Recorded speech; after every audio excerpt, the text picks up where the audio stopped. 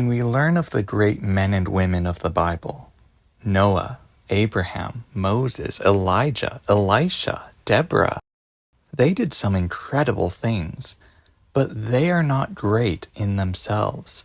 They serve a great God, and it's God's power through them that did great things. At the end of Elijah's ministry, God did something special. Elijah had trained up a prophet, Elisha, to take on his work when he was gone. As they came to the place God appointed, Elijah took his coat and divided the waters to cross. When they came to the place, God sent a fiery chariot to take Elijah to heaven.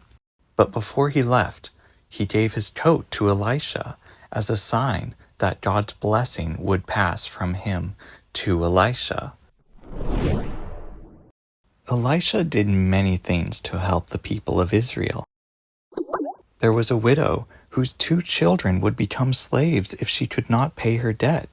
She didn't have much, just a pot of oil, but Elisha told her to borrow as many pots as she could from her friends, and then take that little pot and fill all the rest and sell them, and that way pay her debts.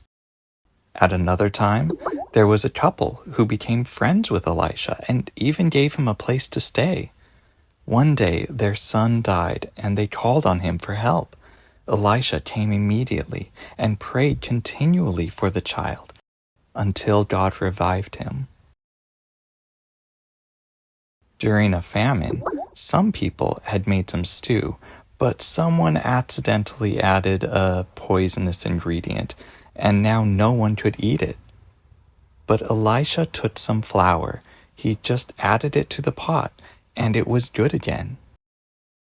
At another time, someone lost the head of their adze, and Elisha threw a stick in the river, and the adze head floated. A metal adze head floated to the top so it could be retrieved. Possibly the most famous miracle involved a man called Naaman. Naaman was a captain over the Syrian army.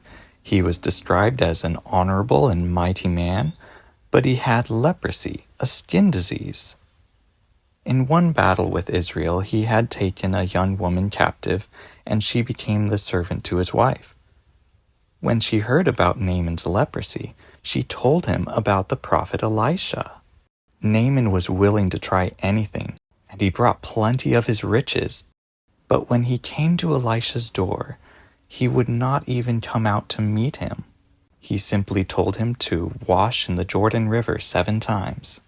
Naaman became upset and insulted that Elisha would not call some great power to make him healed instantly, but he decided to go and do it anyway, to wash in the Jordan, even though it seemed to be dirtier than any river he had in his land. But he obeyed, and he was healed. He returned in joy to repay the prophet, but Elisha refused. He would not accept the glory for this miracle. He was content with a convert, that Naaman would now serve the one true God. God's power is still great in our lives today. Whenever good things happen to us, we should thank God for it, because He is the great God who protects and blesses us in our lives.